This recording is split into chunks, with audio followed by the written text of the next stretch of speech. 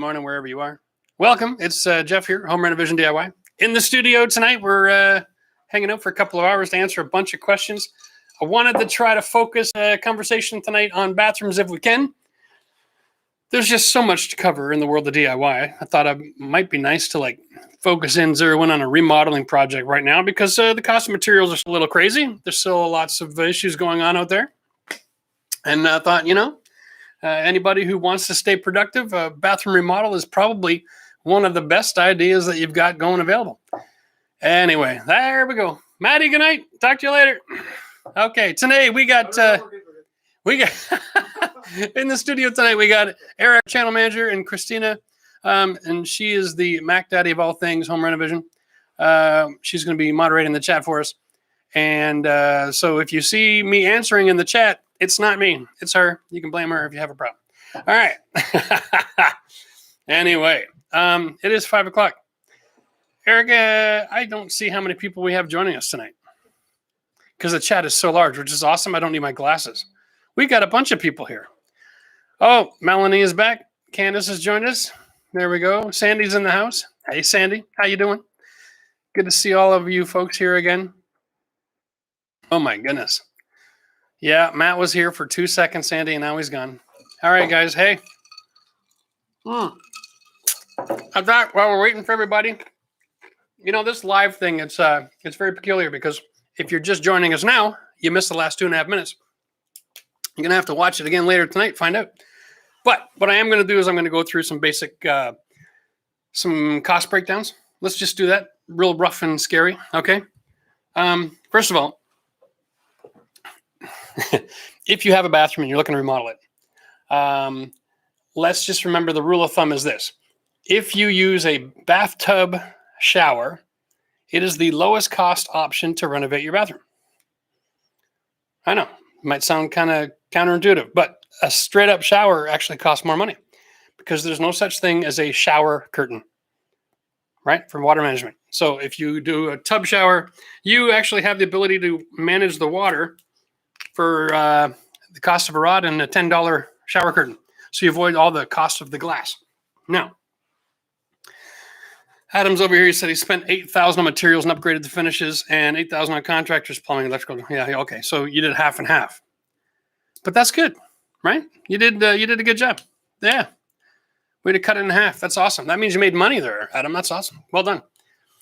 Oh, man. My neck is bothering me tonight. I don't know why. Imagine that. Okay, guys. Let's just do this rules of engagement tonight. Of course, this is members only in the chat.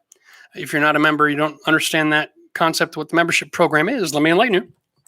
Basically, what we have here is an opportunity for $5 a month to join the DIY crew. You become part of our crew, and as such, you get access to join us in the chat in these live events, and we can answer your questions. You also get access to our forum, so if you want to send pictures and have conversation, you can talk to the people who are also members of our DIY Nation, and I jump in there and do the best I can to stay on top of those questions as well. It is getting harder and harder as we're getting to crunch time because I'm getting ready to sell my house. Yep. Going to sell the farmhouse, kids. A few weeks left, and that'll be it. We bought a new property. We got a video coming out tonight at 9 o'clock Eastern Standard Time. You're going to want to check that out. I know you're spending time with us now, but tonight at 9, make sure you check out the video. We are going to be sharing with you what the heck it is that we're up to.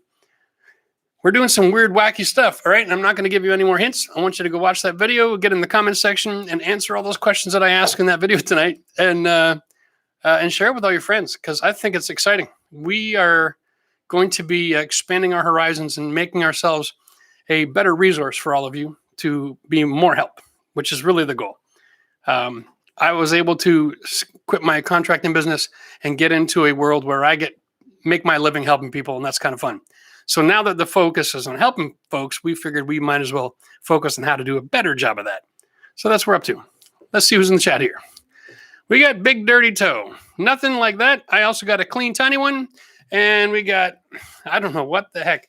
You people and your names, I tell you, it is entertaining to say the least. All right. Let me just go through a couple of basic costs, all right? Whiteboard time. And I'm right-handed. And my mic is not long enough. Here we go. So, Everybody always wants to forget about the cost of demo.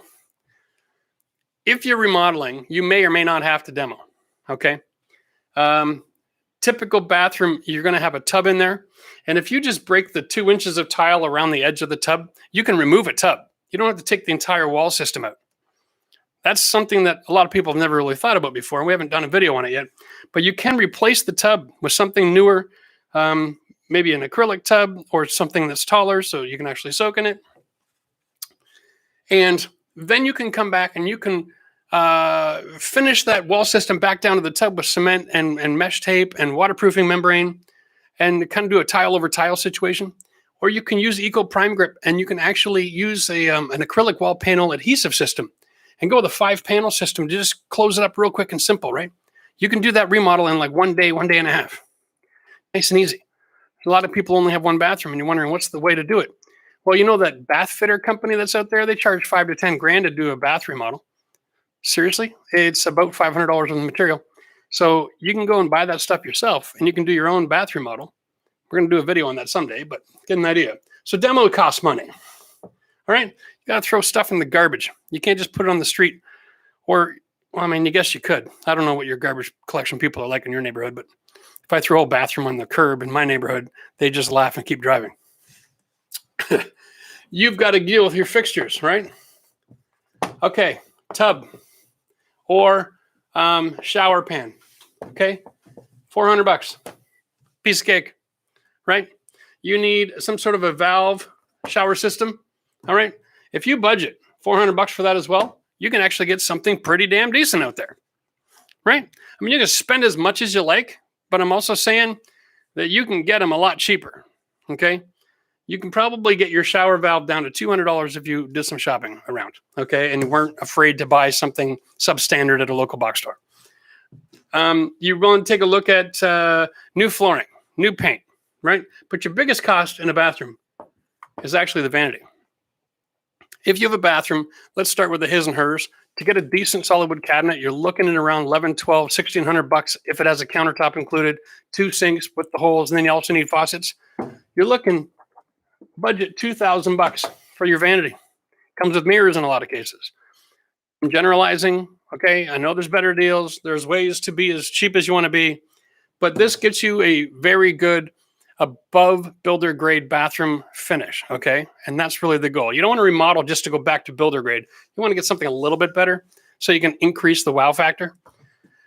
After that, you're going to need some tile for your flooring, some sort of flooring, whether it's tile or it's something else.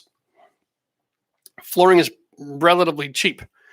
If your house is older and you don't want to go through the cost of using subfloor and buying plywood right now, you can always go with LVT in the bathroom, okay? That results in about $200 to put in a floor. Nice and simple. It's a floating floor, and it's not going to need any extra special preparation. Generally speaking, you can put over what you have now. If you get LVT with the SPC core, you can actually put that over top the existing tile that's in your room, and then you don't even have to remove it. Save you a nice big step. And then vanity flooring. What else we got here? Lighting, right? And a fan. Lighting, well, that's bad. And a fan. All right. You're probably looking at about another $400 for there. Boom. 4, 6, 3, 4. $4,000. Okay. And you can renovate like a pro. All right. That's brand new everything. And for that price, you can even throw in a $150 toilet. You can get it at Wolseley in Canada, or you can get it at, oh my goodness, what is the name of that company in the States? Brain fart. It's not working. Anyway, you can buy a really good toilet for about $150. Has a soft close seat. I always recommend that. I would never waste my time installing a brand new toilet without a soft close seat. Don't be cheap. Spend the other $20. It'll change your life. All right, there we go. Quick, down and dirty. Let's get into the questions because you are not waiting for me. Nobody wants to see what I have to say tonight. I saw questions about fencing and all kinds of stuff. So here's the deal. What we're going to do tonight is all kinds of folks are going to be able to watch the show. If you're not a member, you can't ask questions unless you use the super chat function, guys. All right. So if you want to ask me a question, you got something that's like burning a hole in your brain and you can't move forward on your project, I'm happy to help you. Just super chat it. Okay. And we'll make sure we deal with that tonight. And if you're a member and I miss your question, Don't get mad. Just ask it again. All right. We're going to try to stay current in the chat because I don't know if you're aware of it, but we have a lot of members and this chat does get busy. All right. Eric is going to do his best to keep them highlighted for me and keep this rolling. But if we make mistakes, be merciful because we are not NASA scientists and this kind of stuff is, it's a stretch to say the least. Eclipsed 1,110 times. That's too bad. Hey, Jeff, doing a big addition and renovation. Oh, so much for remodeling. And the new bathroom we have planned, can we remove our radiator and do underfloor heating in the bathroom? PEX, hydronic, or electric? Okay, so yeah, sure, you can remove a radiator. But of course, you have to replace your source of heat. Here's the $1 million question. A lot of folks who have radiators and you're doing a big addition and renovation, if you got radiator heating, that means you don't have central air.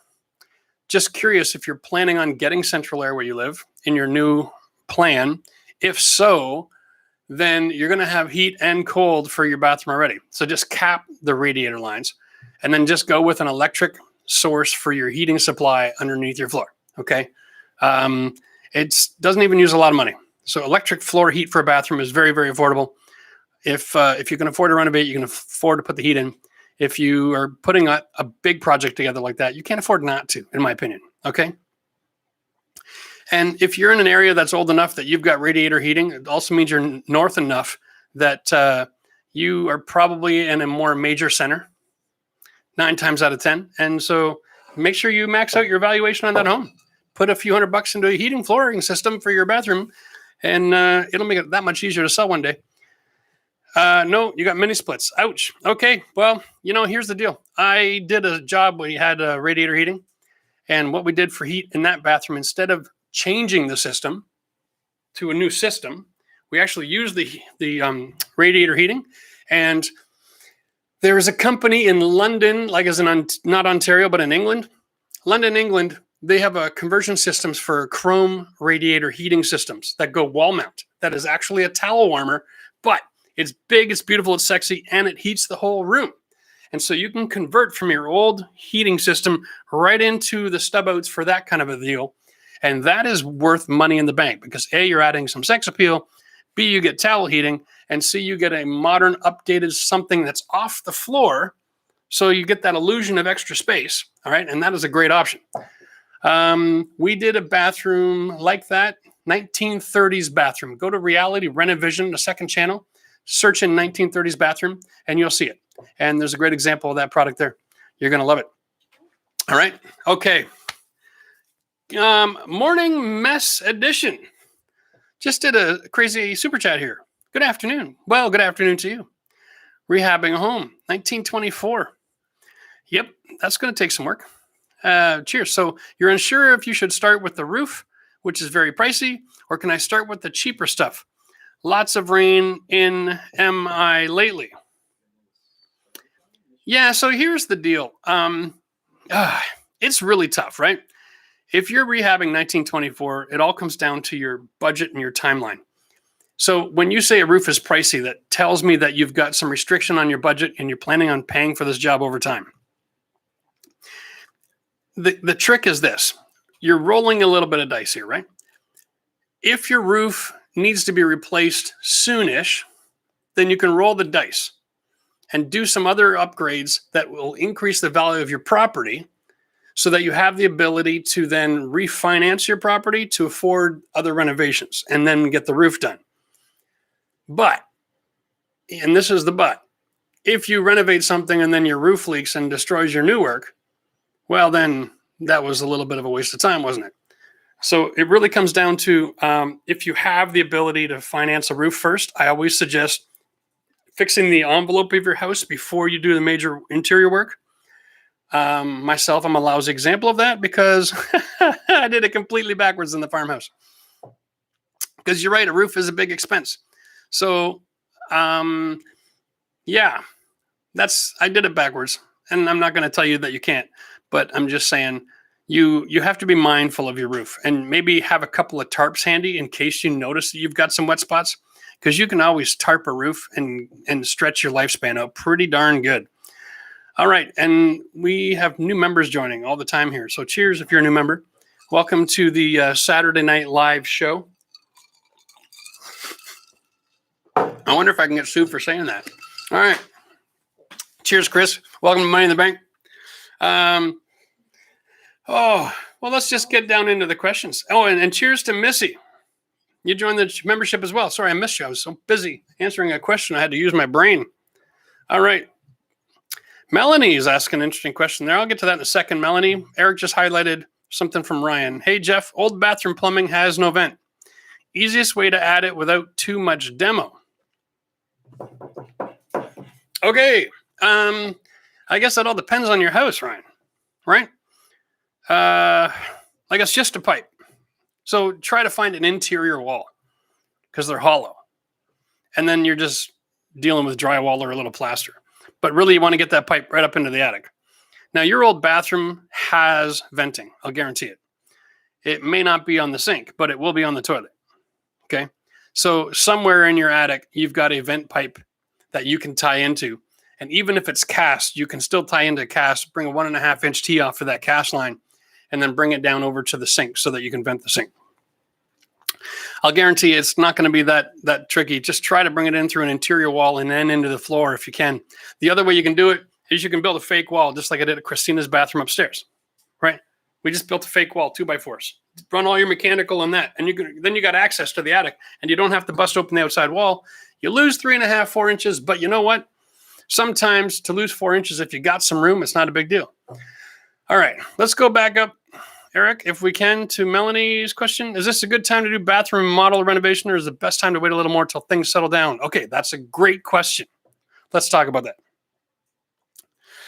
If you're doing a bathroom remodel, we just went through some of the pricing and the processes earlier in the show. If you missed that, you can watch it again later. But here's the deal.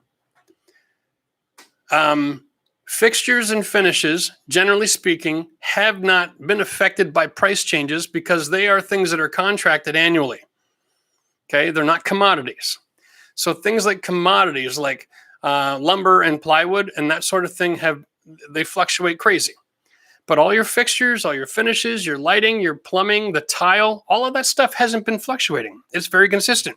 Now, we have had some shortages, right? There are companies out there, they have like 18 design lines for the same bathroom fixtures. And what they've done is they've just reduced the availability for some of those design lines, okay? There's some colors that are hard to get a hold of, like the antique bronze or the golds, I think. But don't freak out. Just make sure that when you're at the store, and oh, there it is. I remember now. It's Ferguson in the US. Cheers, Ferguson. Great place to shop. They'll have alternatives, and they have inventory. They got live information for their distribution centers on their screen. Okay? If you go to a box store and they don't have it, they don't know when they're getting it. Okay? And that's all they have. So if you go to a place like a Ferguson or a Wolseley and they don't have it, they'll be able to recommend alternatives because they've got the catalogs right there. Okay? And that's a great place to shop because they'll pick something out that they know they have the inventory on. As soon as you buy it, that becomes yours. And it's shipped to that store the next day or the day after, and then you can pick it up. My point is this. There are lots of products and choices available that you can get all your products for a bathroom remodel. And if you don't want to pay for plywood in order to tile, then don't tile right now. Just go with like luxury vinyl plank or sheet good vinyl. Okay? If you don't want to make a major conversion on your floor, you can always convert the floor later, right? If it's just a toilet and a vanity, get a wall mount vanity. And then you can tackle a tile floor job like next year or the year after. Just get sheet vinyl in the meantime. You can do everything else. Have it finished. Okay? And great time to get it done because these products are available. They're not affected by the price point issues that are going up and down. And you can therefore use the time that you're waiting for the wood pricing to come down and be productive generating revenue in your home, right? That's why it's a good time to do it. Okay. Hopefully that helped. Existential paints in the house. Candace, Okay. Roderick has got a question here. He's got a Jack and Jill bathroom. It's apparently against code here. Okay. I need to wall off existing doors and punch through the living room. Any special considerations? Yeah, I'm not sure where you're getting your information there, Roderick. But if you want to keep it as a Jack and Jill bathroom, go right ahead. Unless I guess you're living maybe California or Vancouver. They have different powers given to their code people on the West Coast for whatever reason, that they can come in and just tell you to do things because you have to update them to get up to code. But for most of us on planet Earth, if it's currently existing and you don't modify it, you don't have to bring it up to code, right? So you might have heard or saw on a TV show that it's not up to code anymore, but that's for new construction, okay? You get what's called grandfathered in. So if you don't want to change it, then no one's telling you you've got to change it, then there's nothing wrong with leaving it alone, all right? But if you got to start punching through a wall, then you risk running into disrupting electric circuits and everything else. So be prepared, okay? Beachwalker 22. If I ever get all the way to the subfloor in my 70-year-old bathroom, I know what you're talking about. Is it okay to just prime it if it's in good shape and then add the appropriate number of layers of plywood and tile, meeting with 7/8 inch oak? Okay, so you got a 70-year-old bathroom, you got a sunken bathroom. And this is going back into tile technology back in the day when they used to have, I would say probably about 2 to 3 inches of actual cement, right? And they would put craft paper down, they'd pour cement on the floor, and then they would actually set the tiles in that cement. And they didn't even use chicken wire or rebar or nothing, right? They just right on the subfloor. So when you remove all of that, then now you're so low. The question is, how do I raise that up, right? Sometimes it's a lot more cost effective if you have to raise up a couple of inches to go out and buy yourself some 1-inch barn board. Okay, it comes like 8 or 10 inches wide, 8-foot lengths, and like go and install that. Do a whole layer of barn board and then plywood, and that can get you your height back to where you want to be, so then you can tile. You don't want to go out and buy enough plywood to gain your 2 inches back right now. So just screw down some barn wood, and it's just rough cut lumber, really is what it is. And they sell it at the box store. It's very cost effective. I know it's expensive-ish, but it's more cost effective than plywood. So there you go. Or you can just go back and put another 2 inches of concrete in. That's up to you too. Another question here. Why is Carabon so hard to find? I'm in US, specifically southern Wisconsin. Can't get it at the box stores. Is there an alternative product that you feel works just as well but is easier to get? Carabon. Yeah, everybody likes selling other stuff that really sets fast, right? I'm going to just suggest that you, when it comes to buying products for your house that really work well, don't rely on the box stores for some of these niche products that you need. Go use the Google machine. South Wisconsin, you're within the drive of any major center. You're going to find a tile supply or flooring supply store, and they specialize, and they're going to have the entire Mapei product line, and they're going to carry Carabon. They're going to carry about 8,000 bags of it, and you're going to be fine. But sometimes you have to go out of your way to get what you want. I don't know. Any chance we can do a quick Google search while we're here, guys? Can we see if Carabon's being sold on Amazon? It should be able to, because it's only a 10-pound box. That'd be pretty handy. That might be a solution. All right. And now Houdini's wanting to know, what do I fill the gap between tile backer and tub for tub surround? Right. That's a great question. I'm going to draw this one out because I get questions about this almost every day. Right? Okay. Let's get this done. So here is your tub. Right? And it's going to look like something like this on the wall, right? I'm going to try to throw out the three-dimensional a little bit. But off the edge of the tub, there's something called the integrated tile flange. Right? And this really thin. And when you get a close-up of it, that's your 2x4. Here's your tub, and you're going to have something like this. And then you're going to have your wall board that's 1/2 inch. Okay? And you're supposed to set this to the top of the integrated tile flange. You drill a hole and you put in a screw, and you set that tile flange. All right?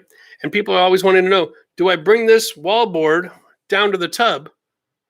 Right? No, because see how you change the angle and you can't tile that. So what you do is you stop here and you fill this with cement.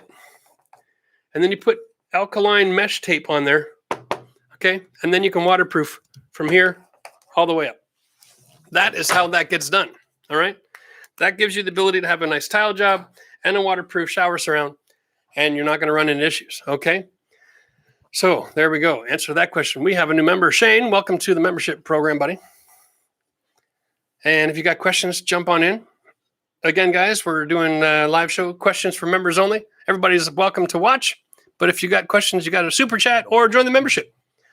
That's the only way we can possibly find a way to whittle the questions down to something that we can manage, okay? Now, Cliff has got a question. Now, hang out for a while because we're covering the whole gambit. We're already all over the place. And I'll tell you, I like to focus on bathrooms tonight if we can, but if you got a burning question about your other projects, feel free to jump in, guys. There's no real rule. I just try to,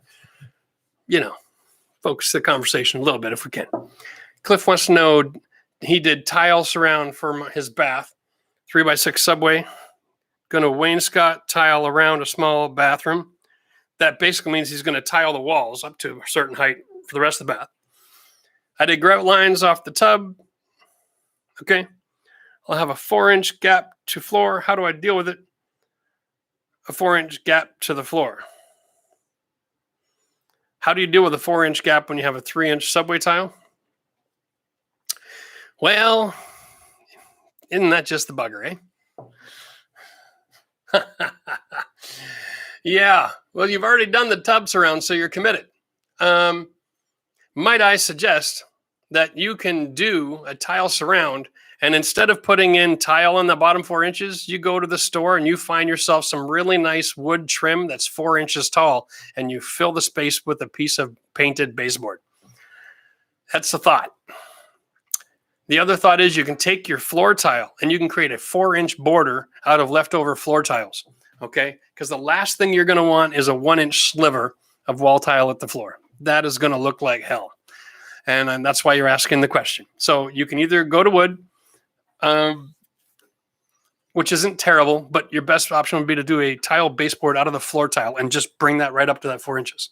Okay? Usually floor tile is larger, so when you cut it down, it looks pretty intentional. All right? Cheers. Alan's got a question here. He's doing a bathroom remodel. I want to put tile on the wall and luxury vinyl plank on the floor because your joists are only 8-inch. Yeah. Whoop. I lost the question. Sorry. There we go. Could you suggest what I should use for where the wall tile meets the LVP flooring? Yeah. No problem. I'm going to suggest that you put in wooden baseboard. But don't get the cheap stuff. Get something really nice and thick, okay? So that you actually don't have the tile overhanging in front of the baseboard. So when you're looking at it sideways, your tile is this thick, but your baseboard is actually thicker than the tile, okay? And you can buy that. That's not really tricky. There's lots of products out there. If you live in Ottawa, you go to Classic Wood Molding, and they can help you out. There's lots of custom trim shops out there. Use the Google machine. Do not limit yourself to the thin products and the MDF that they're selling at the box store. Really nice trim is in really nice trim stores. And it's not even that expensive. You'd be surprised. It's probably really very cost comparable to what's available at the Home Depot. All right. Jose has got a question. Or Josie. I'm not sure. I have a 150-year-old farmhouse, and some of my floor joists are rotten off a foot from the wall. Can I piggyback another 2x10? If so, how far back do I need to go back onto the joist? Okay, so that's a structural engineering question. I'm really not allowed to answer. But let me tackle it this way. If your floor joists are 12 feet wide, okay, and you were to laminate, and you have 2 feet of rotten, and you were to put a 2x10 by 8 foot on there, you've got 6 good feet and 2 bad feet. If you glue and screw, like structural screws, 1, 2, 3, 4, 5, every 16 inches on that board, I'm going to tell you right now that you are going to exceed what the structural engineer is going to require you in almost every case. That's not a certainty, but I would suggest maybe you contact the structural engineer and then he'll tell you to do exactly what I just said 95 times out of 96. All right. Grace, welcome to Money in the Bank. Chocolates in the house. Yep, I know. That's the YouTube thing. Like I just said, chocolates in the house. What the heck? That's funny. How to install an acrylic fiberglass shower pan so it doesn't flex when you're stepped on. You got two options. Have a really flat floor that's also level and buy a really good pan, or buy whatever's available that flexes a lot if it's an uneven floor, but you pour mortar on the floor first. Okay. Now, mortar base is not like thinset. It's more of a sand mix. All right. So you can go to the store and you can just buy mortar. You don't want any quick setting product. Just get boring, cheap, lazy $6 bag of mortar that's 50 pounds. And then you can throw that in a pail with your slow mixer and you can mix that up, or you can put it in a wheelbarrow and you can mix it up, whatever you want to do. But if you put that on the floor first and then you just kind of smush it around, usually about 1 inch thick. And depending on the shower pan, a lot of times if you look at them upside down, they look like a sunshine, or like lines going in every direction. There's all these little holes, cavities that need to be filled. But what you want to do is you want to put like 1 inch of that mortar on the place, set your pan on it, okay? And then use your rubber mallet to tap it until it's level in the mortar, all right? And then put something like 5 or 10 pounds on it and walk away and let it set. Once it's set in that mortar, you're done. You're good to go. And it'll never flex ever again, okay? Usually dry by the next morning. Oh, Sandy's telling me that when she types Carabond in Amazon, doesn't get Carabond, but got Schluter set. Oh, the All Set program. Yeah, that's totally different. That's a totally different product. That's too bad. All right. Well, I don't know if Floor and Decor is in your neighborhood, but if you need Carabond, that's one way to go. The other thing you can do is you can call any local tile supply store, okay, and tell them that you want a basic non-sanded grout without polymer, okay? It doesn't have to be Mapei. There's lots of companies out there. So don't be afraid to just shop within the confines of what's in your local community. You're going to have a tile store that sells grout. That tile store will sell a basic non-polymer modified unsanded grout, okay? And you can buy it from them. It doesn't really matter. I use Mapei because the store that has been good to me all my life uses Mapei, and so it is what it is. But I've used all kinds of different grouts, and they all have the same pros and cons. So feel free to shop outside of my wheelhouse, box, house. Anyway, there you go. Hopefully that helps. Cliff, help your channel super chat. Oh, cheers, buddy. Yeah. Anybody wants to just throw money on this for no particular reason, go right ahead. You know, Eric will catch it. All right, here we go. Thanks, buddy. Cheers, man. Oh, that deserves a drink. All right, now Shane is doing a bathroom model. When we opened up the floor, we saw that we had 1 5/8 tongue and groove lumber planks with main joists being 50 inches apart. Yeah, you got yourself an old house there, Shane. Planks are only sitting on the joists, and we need to replace lots of the planks due to water damage and softness. How do we go about fixing this? Well, you can go back with another piece of 1 5/8 tongue and groove lumber, and you can reinstate what was there, and that'll work. Or you can actually add some joists underneath in the underside of the house. If you have 50 inches, you can actually go underneath there, and you can throw new joists in and then tie them in. And you could create a more modern joist package, and then you can go with sheet goods. I'll leave it up to you to decide what makes more sense. But if your trees or joists that you're using are somewhat level, then it's easy to add new joists and go more modern. And it just saves you a lot of time and energy, especially with the price of wood right now. Okay. Existential Paint is about to renovate a 75-year-old bathroom. That takes guts. Has a 4-inch cast iron vent stack just for those 3 fixtures. Yeah. Can I downsize to a 1.5 inch that will fit in the wall? Well, that is $1 million question. All right, if you're going to guarantee me that there's only 3 fixtures on that vent stack, it's not going to collect the rest of the house in the attic or anything like that, like all the way from your bathroom, there's only thing that's going on is 3 of them, then yes. Now, just before you get to the roof, you're going to go from 1.5 to 3 inch because the roofing flange that's designed for a vent stack is a 3 inch roofing flange. Okay, so I would do that. And then you have lots of leeway in the future if you ever need to change and tie in and grow that pipe. But 1.5 inch ABS, according to the plumbing inspector in the city of Ottawa, will carry 10 fixtures, ladies and gentlemen. So if it's just a bathroom, go right ahead. But I'll tell you right now, I don't want to be the guy that relies on it for all 10. Yeah. All right. Let's get down here. CJ and VB. What would VB mean? I have no idea where VB is. That's interesting. 10 years ago, he installed a cast iron bathtub, and it's not looking good. Rust around the drain, and the glossy finish is all dull near the drain. Can I repair it, or a new one will be needed? Okay, so good news. You can actually refinish cast iron tubs. All right.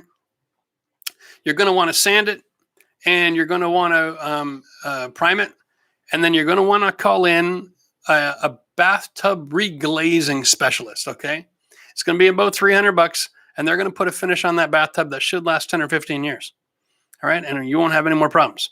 So, if in doubt, send them pictures of its current condition, and they can bid on the entire project, or you can do some of the work yourself if you think it's going to make a big difference. All right, but Virginia Beach, we're going to go with Virginia Beach. Yeah, nice. Yeah, if you live in Virginia Beach, that means you're near civilization. So yes, you will be able to find a bathtub reglazing expert. It's a great little industry. Guys have specialized equipment to do insane quality, high-end finishing on site. Okay, the secret with these guys is you just don't want to have all the silicone installed when they come. That's all. You always silicone after they're finished. That's about the only thing you need to know. All right. Where are we now? Oh. Well, Missy has a question. Missy Powell. Hey, Missy. Previous owner of our house liked to DIY a lot. That can be good and bad. It depends if they DIY before they had access to good information. Some of the drywall around the pipes, and it just disappeared. Shoot. Oh, sorry. Yep, thanks. Was cut too big.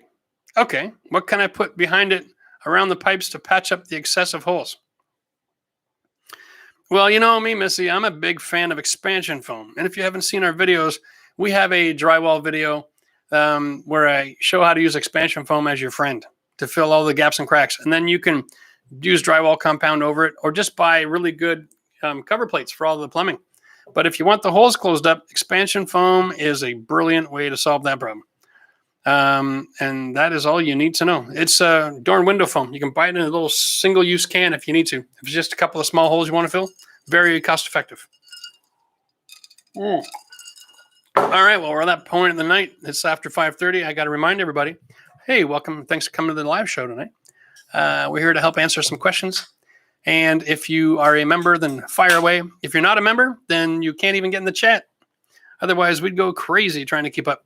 So feel free to use Super Chat function if you got a question, you need help with your project. I'm here to help, and more than happy to do that. Let's get back to the questions. Bum, bum, bum, bum, bum. Jeff, do you have any knowledge of rough cut lumber?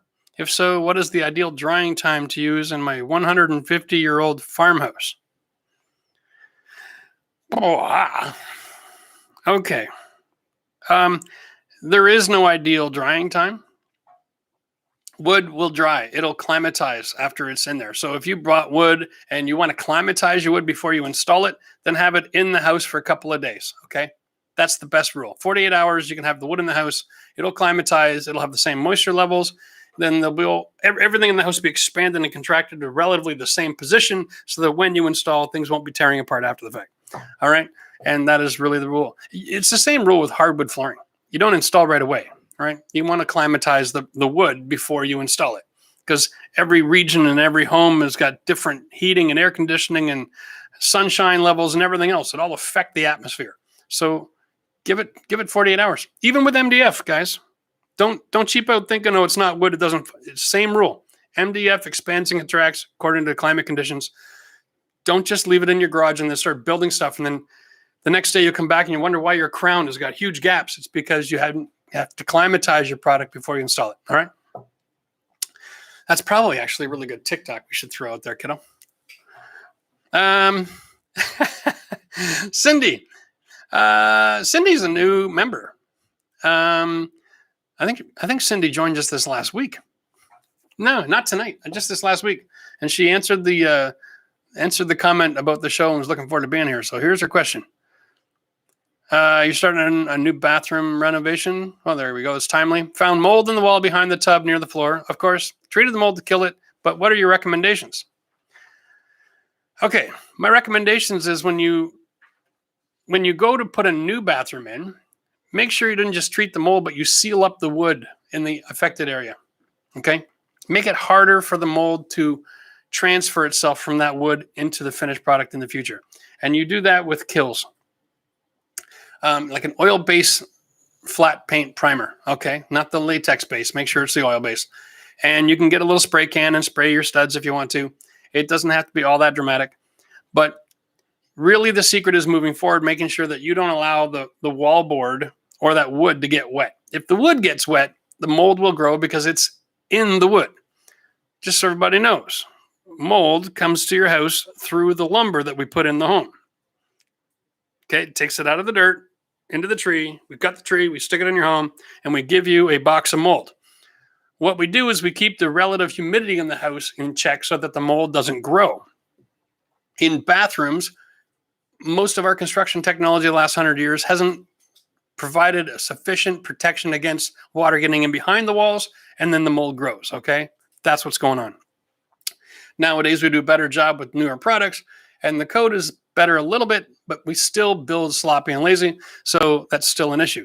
So if you want to solve that issue long-term, then you have to up your game and waterproof your bathroom shower wall system before you tile, okay?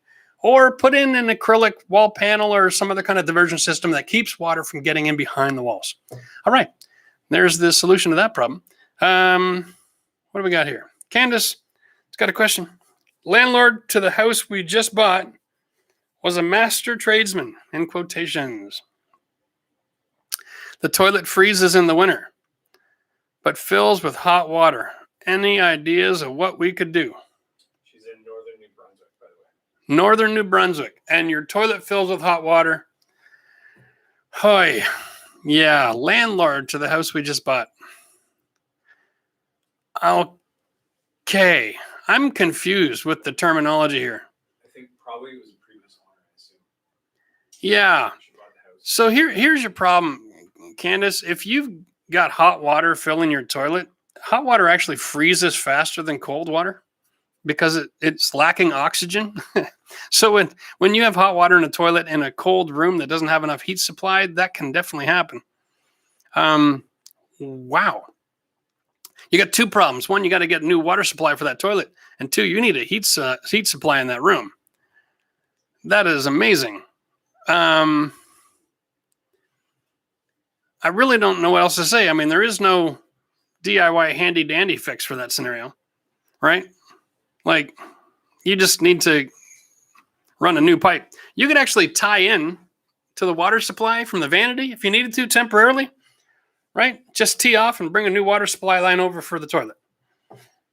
That's what I would do. At least get rid of that hot water going to the toilet business, because then the toilet's probably sweating and getting moisture all over the ground and causing premature rot underneath the toilet too. That's not a good thing. You really do want cold water in that toilet. My goodness. The long-term solution for a bathroom that's like that would be to install it with floor heating. Cold water to the toilet and in-floor heating. Could be electric. You don't have to dig down too deep into the undermath of the house. But without knowing anything about your house, you want to add a heat source, which could be electrical in-floor heating. Okay. And that can be really simple to do. So you're probably going to want to send us some questions in the forum and pick our brains a little bit more as time goes along there, but that's fine. We can help you with your plan. And Gordon has joined our membership program. Cheers, Gordon. Welcome to Money in the Bank. Mm-hmm. Did I just see? Oh, Snowbank Boy. Okay. All right. There's no such thing as a rule. Oh, are you going to get me more ice? Thank you so much. Evening, Jeff. New home owner in Atlantic, Canada. House is built in 74 with 2x4 framing. Would you recommend adding insulation, or would the fiberglass be fine? Is there more to that question? Or that's it? Okay. All right. Here's the thing. 2x4 framing gives you, from 1974, if it's all in original condition, you have R10, R12. Okay. That'll keep you from dying, but it's not the most comfortable condition. If you wanted to invest money in the house and you wanted to upgrade the thermal break of the house, then you could go with rigid foam on the outside of the house and then add new windows and siding. There's a lot to that program, but you could upgrade 2x4 framing on the exterior. You don't have to do it on the interior and make your house small. Thank you very much. Oh yeah, just toss her in. That's awesome. All right, so that is one way to do it. There's nothing wrong with fiberglass. Doesn't matter where you live. I would say stick with the fiberglass. Leave all that alone. Just add the new insulation board on the outside. Okay. Other than that, back then we still had vapor barrier. 74 didn't have a great one. Might not be Super 6. So, there's options interior or exterior. It depends on how much you wanted to open up, right? But sometimes it's easier if you're just looking to upgrade the thermal capacity of a home on the outside than to start ripping apart the inside. That's for sure. Dominic Greco. Jeff, I'm installing a Schluter shower. It has a center drain. How do I cut the width so I don't mess up the slope?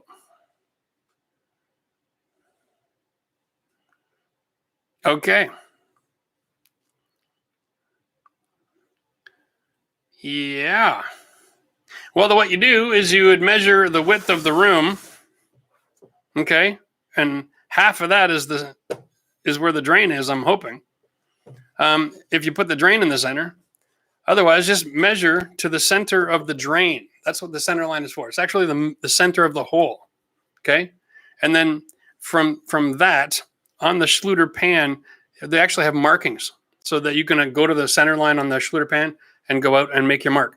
And if you've got to cut from 4 different directions to make sure that the hole goes in the middle, then do what you got to do.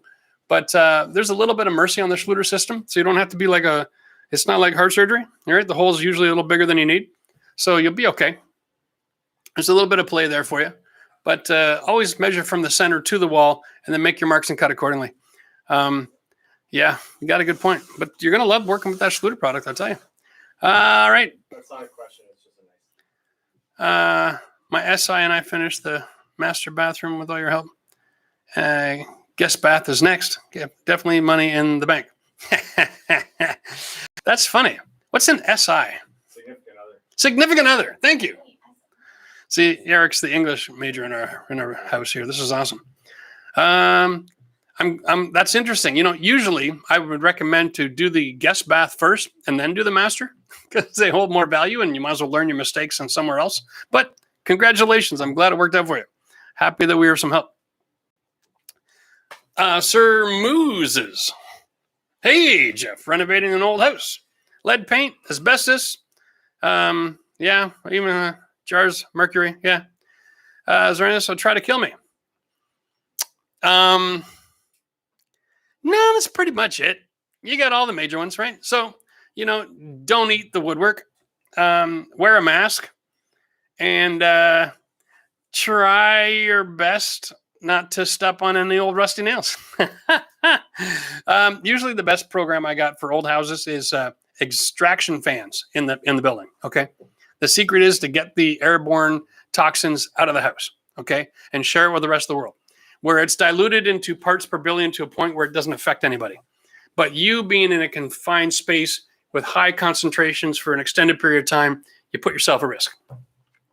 So yes, we just blow it all over the neighbor's house and the wind carries it around the world and nobody really gives a rip.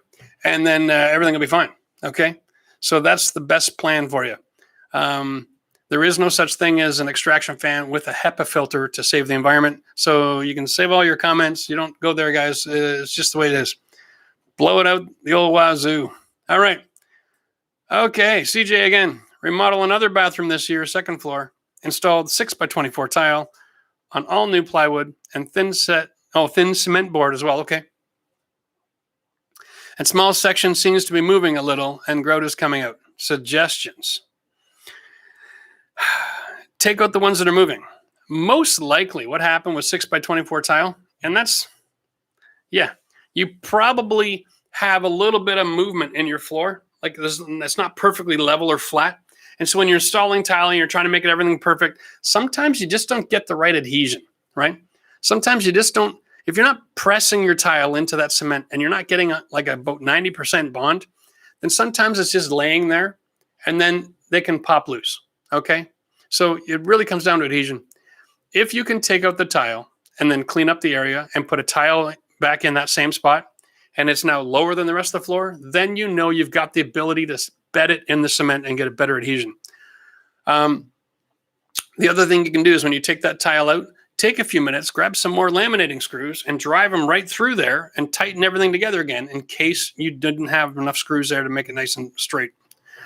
That's the best that I can do, but it'll work.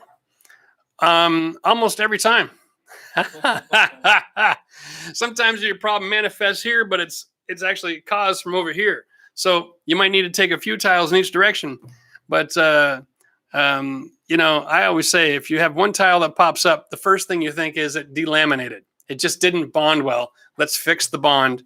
And then if it pops again, then you know you got a subfloor issue. So you got to grab a few more in the neighborhood and screw everything nice and tight again.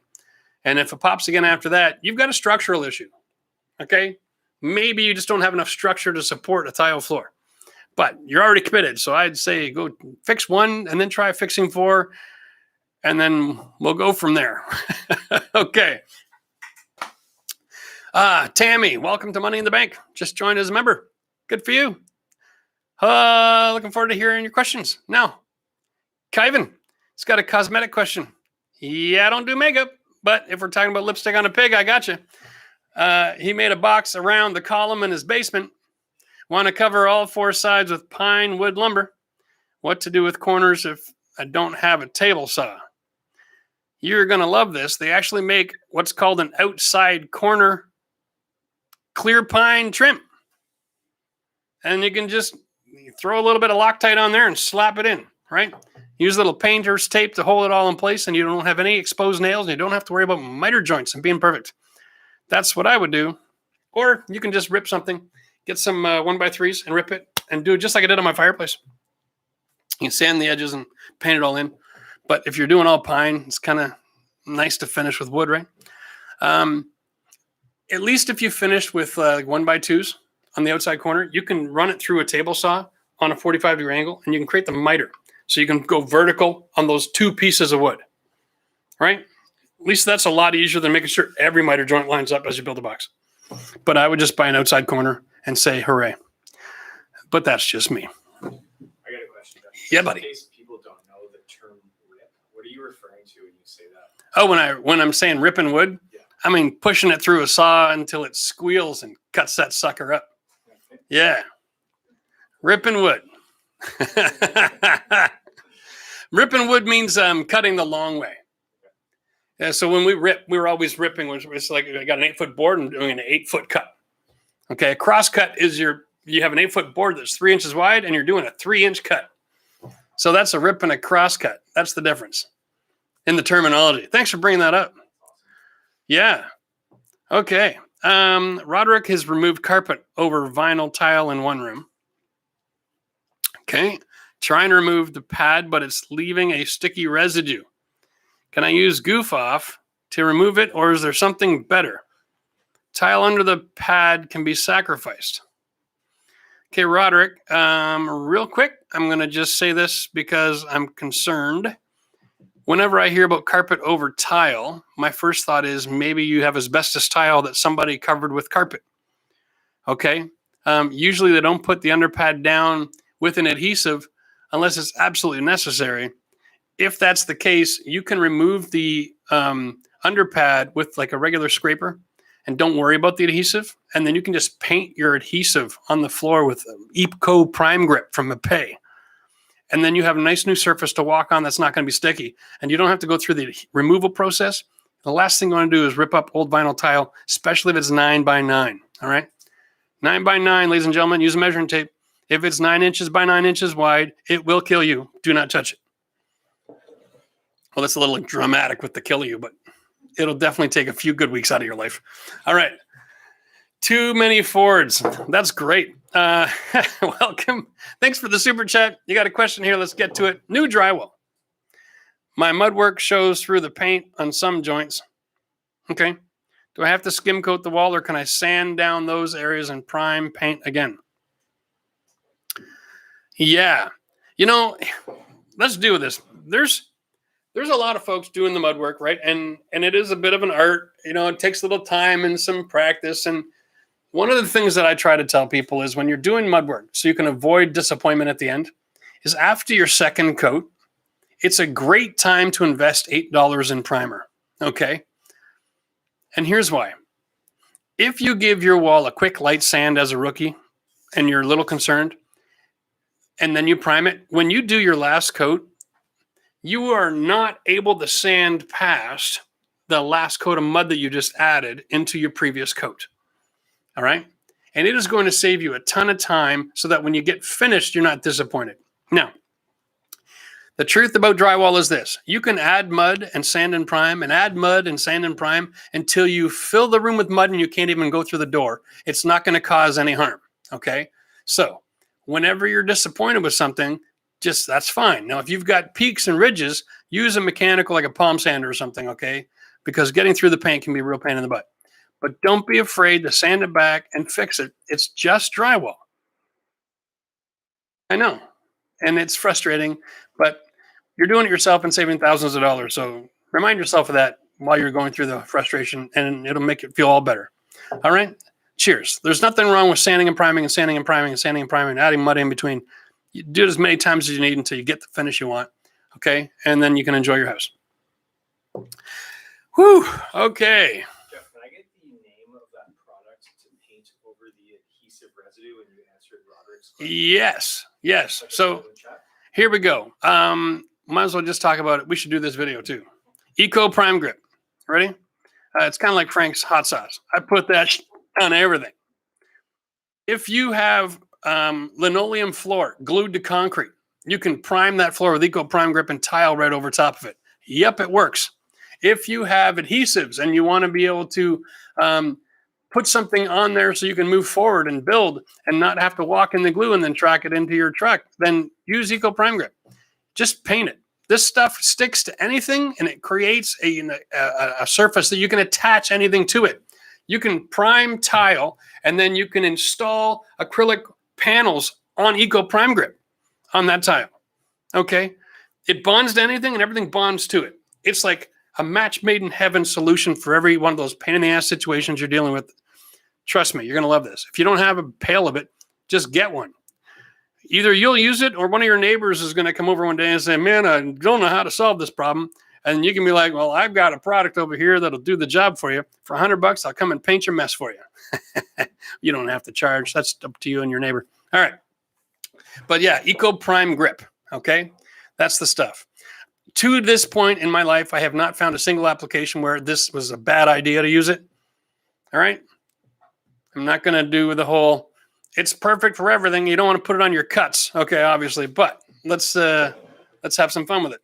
All right. Where are we here, my friend? Tammy. She just joined the membership program. She's already got a question. That's awesome. Hello, fellow Ottawa-tarian. How would we call ourselves? Ottawain? Ottawa residents. Suggestions, recommendations for toilet flange extender. The track home installed flange at OSB below the subfloor. Yeah. Right? That's always fun. So this is what happens. Unfortunately, Tammy, when they're building new houses, the plumbers, generally speaking, they don't have to set the flange at the height for the finished flooring because they're doing the rough-in plumbing with that flange so early on in the process, they just go right on the OSB. Okay? And they're expecting some sort of flooring, probably a vinyl, maybe a tile. And if it's a tile, it's some other plumber's problem to go back and solve that problem later. So the tile flange extension kit for our area, you got two options. If you have tile, you're probably going to need the white Teflon rings. This is available at Home Depot and Lowe's. And they have a rubber peel and stick gasket on them, okay? And so you remove whatever's there. You get down to your black ABS flange. And what you do is you want to clean that off real good. And then you want to stick their next ring on it. And the package comes with a thin and a thick ring. And you can put either or you can laminate them both together. The secret here is you want to screw those rings to the ABS flange so it all becomes one unit and it's all waterproof. Do not use any silicone in the application because silicone is a disaster in wet areas, okay? If you're relying on silicone underneath your toilet, folks, you've already caused yourself your own biggest problem. You're using the wrong product. If you use that extension kit and you can come at least flush with the tile, or just a little bit, no more than a 1/4 inch above the tile, you're fine. If you're flush with the tile, your new wax ring for your toilet will need to be the oversized wax ring, not a standard one. All right. And if you're higher than the tile, but not more than a 1/4, a standard wax ring will do the job. Okay. There we go. Write this down. The timestamp on that information was exactly 1 hour into the show. You can always watch this again later on tonight and just skip forward to an hour and get that information and details, okay? We should probably do a video on that too, guys. That's a really popular question. But yeah, cheers. Hopefully that'll help you out. All right? Good luck with your project. All right. Joe. No, that's Toe. Big Dirty Toe is back with another question. I'm installing you make me smile every damn time. I'm installing a new double hung bathroom pocket window. Okay. Does the window have to sit on shims so I can use can of foam, or can I just set it in place and screw it in? Yeah, you know what? I love having it on at least a little bit of shim if you can, right? It's something about knowing that you've got an air seal around that window. You may be sitting flush on the wood, but you're going to have a draft. You don't have the ability to fill it with foam. And so it all depends on how important the draft is to you. It generally isn't going to affect performance all that much, but it is a place where you're going to have air leakage. And, you know, I'm not a big fan of drafts. They make me uncomfortable and make me turn the heat up, and then I spend more money to do the same job as if I just insulate a little bit underneath. All right. Sometimes it's easier if you know it's flush and flat and level and everything's good. And it's like, why do that? Why bother? What you can do is you can just install the shim first, like just a little piece, right? Just set it in a little bit of glue or a staple or something, and then set the window on it. And you can even foam the gap first and then set the window on it. It'll collapse all the foam. Okay. And then it'll still work and create a nice thermal break for you if you don't have access to it after the fact. Sometimes when windows go in, they have they're already got the trim on the front or something like that. You're going to run into issues, but I like having a gap. I like to seal against those leaks. Air sealing is always good. Wow. Gnomish Viking with one of the greatest, that's Beaker, in case you were wondering, from the Muppets. That's my era. I was a big Muppets fan. Loved the grumpy old buggers in the balcony. That's a hell of a super chat, my friend. Thank you. What's your opinion on taking out the only bathtub in a house, putting in a nice tiled shower? Second bathroom needs to be redone as the tub has a huge crack, but the tub takes up half the bathroom. Okay, here we go. My opinion is this.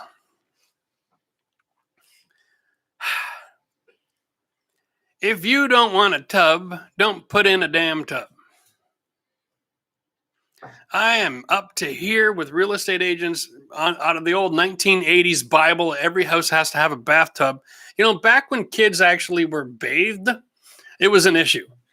But half of our population is over the age of 30, okay?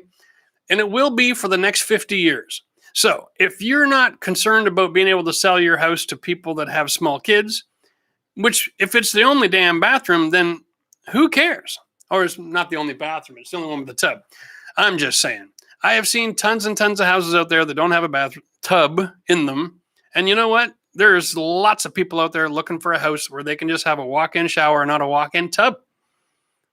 I would say there's equally, if not even more population that don't want to have to traverse the edge of a tub to have a shower than want to have a tub for the sake of their kids.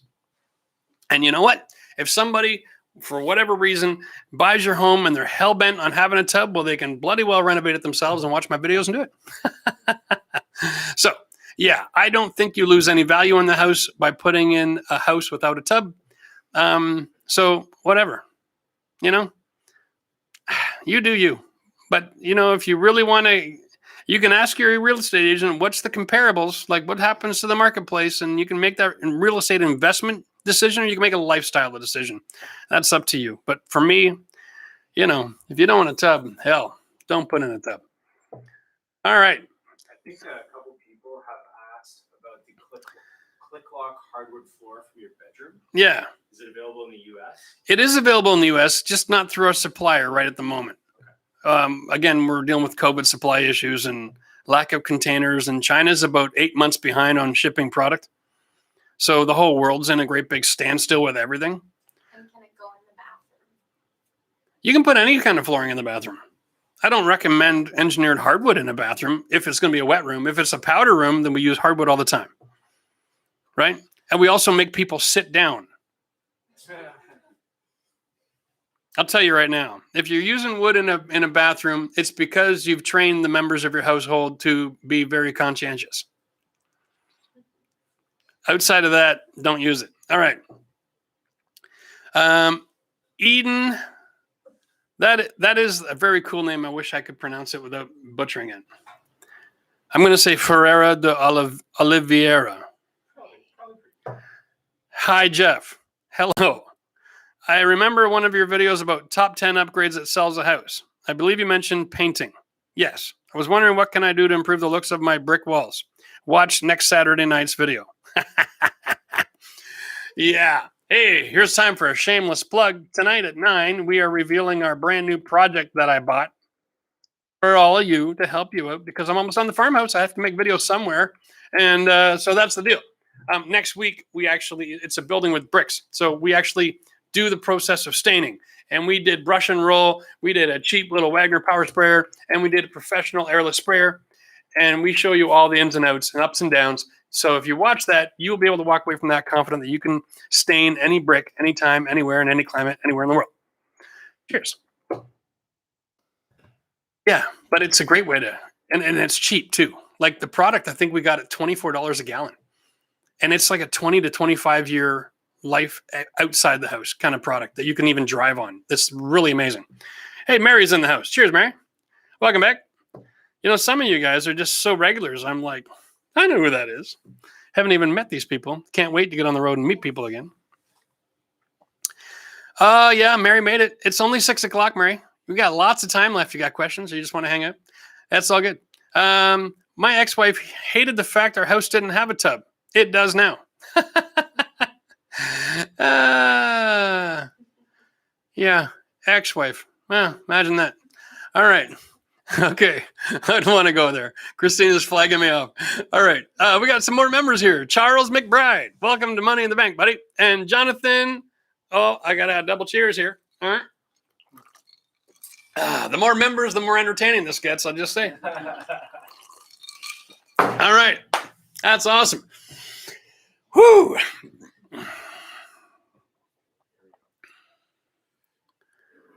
Okay. There's an interesting question. Thanks for bringing that one up. The insulation in my basement walls was found to be backwards. Huh. Vapor barrier on the inside. How do I get rid of that smell? Well, beach walker, I'm confused. Does that mean you live at the beach and you have a basement? Because then you're right, that is kind of odd. But for the rest of the world where we have basements, it's usually because we have winter. And vapor barrier does go on the inside of the insulation. If you have musty spell, it's not a result of insulating. It's a result of having a wall that has water moving through the wall. Okay, even if it's just vapor in small amounts, that'll cause that stink. So best thing to do is get into our forum, age of the home, where you live, how it's constructed, brick, poured, pressure treated walls, and all that kind of jazz, right? Give me some actual information. I can't diagnose a patient with one symptom, that's for sure. Okay. And if you're asking questions, guys, feel free to put in where you live and the age of your home, because it'll really help. There's just too many variables out there. Okay. Sometimes when the patient's not breathing, it's because they're holding their breath. And sometimes it's because they died last week. And I can't tell the difference just by they're not breathing. All right. Hi, Jeff. I'm spray painting a room in my basement, unfinished ceiling. Yeah. Good. Should I buy the $400 sprayer, or do you think the cheaper one with the smaller reservoir will do? Yes and yes. It's your money. Spend it how you like. The smaller one will work. You're just going to spend a lot of time filling it up. It does about, I'm going to say 40 square feet. Okay. Which isn't a lot. And at the same time, it is a lot. So if you don't mind stopping and starting about 10 or 12 times, you could save yourself about $360. All right. That's up to you, my man. I'll tell you right now, the $400 sprayer also does much nicer job in finish, trim, and doors. So it has more multi-use, where the cheap one, really, it's for like exterior and texture areas. So it doesn't do as well on the doors and trim. You really got to thin your paint down and tweak it, and it's hard to find the sweet spot. Okay, where are we, guys? Amanda, did my shower and tiling, but when you screw the shower handle on, regardless of start, it being aligned from the beginning, handle ends up at 35 minutes past instead of half past the hour. Okay. So there's two possibilities. One, you bought a knockoff shower system, or two, you bought a thermostatic valve. And the best way to describe this is kind of like thinking about a watch and the gears, okay? When you open up the handle, you're going to have the handle and you're going to have a bunch of teeth. And there's going to be a little plastic insert of some sort. And that insert sets the stop position for the hot and the cold, okay? So the only way that you can change the location of the handle is if you take that thermostatic valve cover off and rotate it and then stick it back in and then put on the handle. Depending on the model, that may just be the answer to your problem there. It might also cause you to have colder showers than you want. So, the devil's in the details. Not every product out there works the way you want it to in every function. But really, if the handle isn't where you want it to be, there's not a whole lot you can do about it unless the valve body is a screw together and you can get a wrench on there and tighten it just a little bit more, but you risk cracking everything in half too. So sorry if the aesthetics bothers you. I don't even know what brand it is. So I'm a little out of my depth here trying to help you out there. Kohler? Pardon? Kohler? It's a Kohler. Kohler doesn't mean anything to me either, because unfortunately they sell Kohler cheap product lines made of plastic at the box store, and then they sell some really nice fixtures as well. So it's tough. I wish they would have come up with a separate name for their cheap stuff so that they'd be able to differentiate for the rest of the world. But unfortunately, they don't do themselves a favor by selling cheap plumbing fixtures at the box store under their brand name. Nefarious just joined us. Welcome to the Money in the Bank. Cheers. All right, here we go. Wow, we ever start getting 200 members a day, this would be really bizarre. Okay, let's get back to some questions here, guys.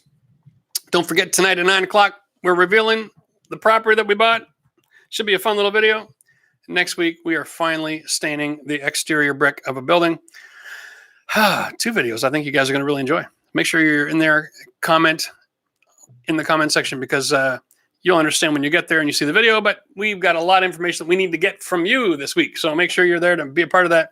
Love to get your opinions and your thoughts. Pink Sniper.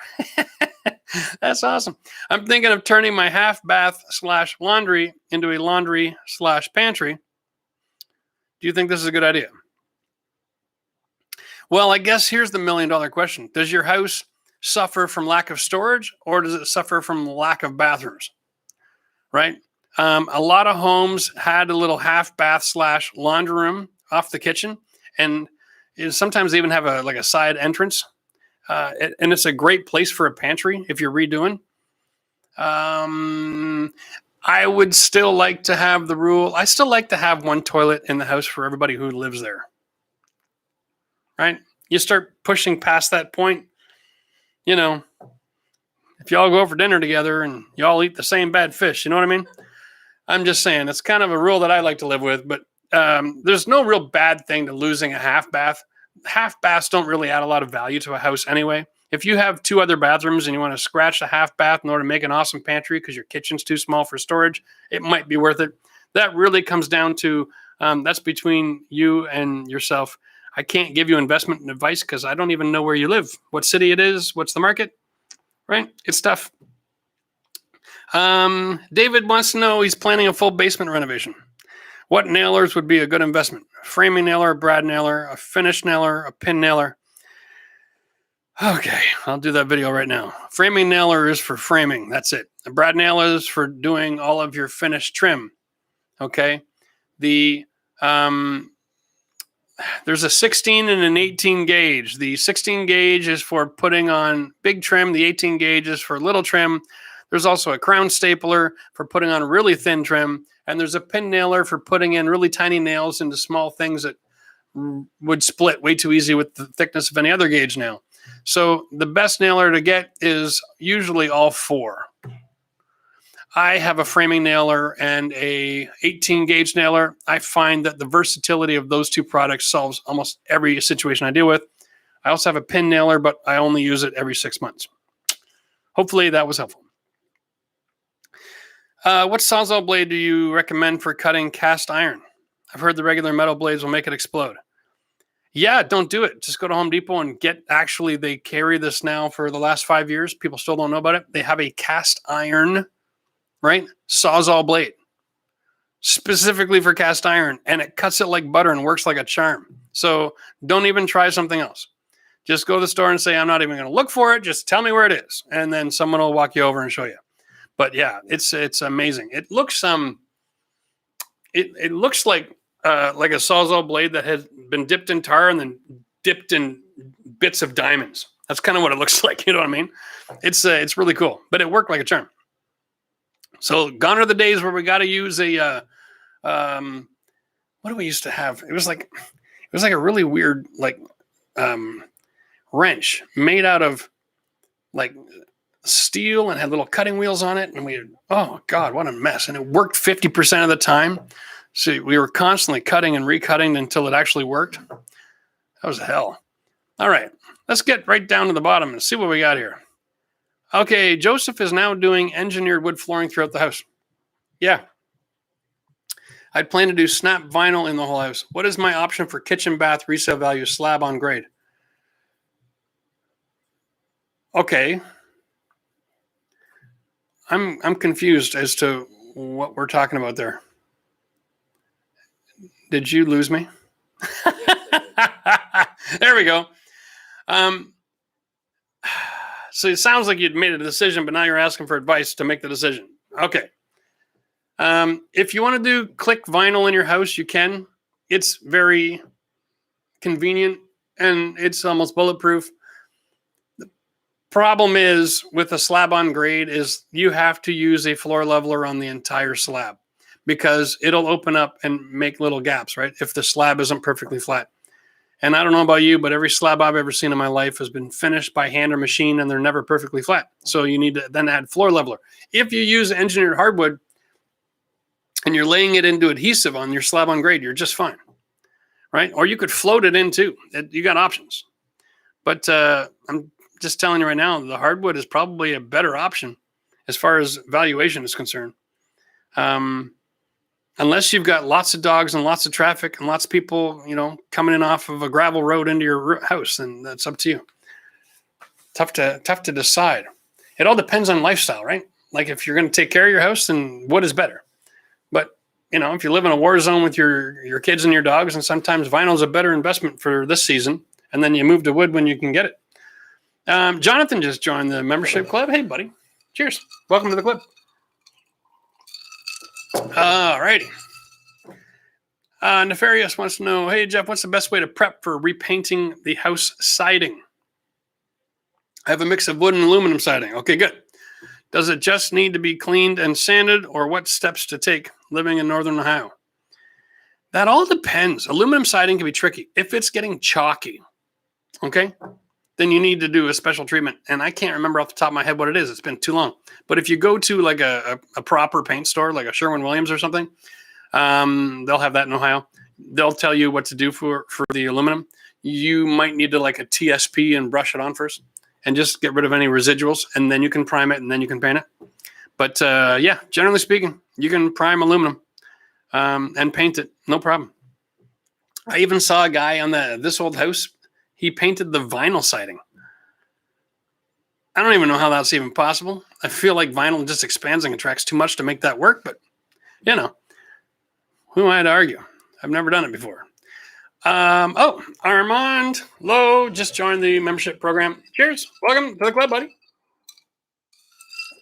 Ask your questions. Let's get to it. We got another 45 minutes left to go. My goodness. Amazing how fast time flies by. Hey, did you see that? Ryan and Pembroke. Let's do that one. It's got a 30s house with an 80s addition. Newest edition has plywood on sand in basement. Rest is concrete floor. How to keep humidity down in the basement. Vapor barrier. You've got to get that plywood up and put a vapor barrier down, or you're screwed. There's just no other option about it. So install a vapor barrier and then put your plywood back on. That's amazing. I'm surprised they just put plywood on sand. Huh. Imagine that. All right, let's move on. That was easy. What is a good underfloor heating system for outside of the bathroom for a floating floor system in the bedroom? The best heating system for floating floors is if you put down a dimpled membrane, like a Schluter-Dietra mat. And all kinds of companies have these membranes, okay? And they have grooves, and you can run your cable. And so a cable system with a membrane mat. And you can run the cable in the mat, and then you pour on a little bit of floor leveler, and you can put whatever floor you want on top of that. And it's an even distribution of heat, and it works like a charm. They even sell underpad for like hardwood or vinyl that's designed for heated flooring systems, okay? And so you can do a little research online, or you can ask your flooring company where to get that. But they have underpads that are rated, okay, for sound absorption and in a heated environment. So yeah, definitely you can do that. I'm a big fan. Okay. Eclipsed wants to remove a chimney going through the middle of the house. It's only a vent for your NG boiler. Any tips? Yeah, the chimney is independent of the house. Okay? They are two separate structures that share the same space. So start at the top and work your way down. And you won't have any problem. It's actually kind of easy. Usually, it's just you need like one of those rotary hammers, like an SDS drill, and you can just bum, and pop the joints and then take out a brick and throw it away. We did that at the farmhouse long before we even started making videos. One of the first things we did was get rid of this old chimney. But piece of cake only took about an hour and a half. All right. Where are we here, my man? Man, everybody is hanging out and chalking and chatting, and that's cool. All right. Well, I'm going to need a question. I'm just going to drink until I get one. Yeah. Painting prep one.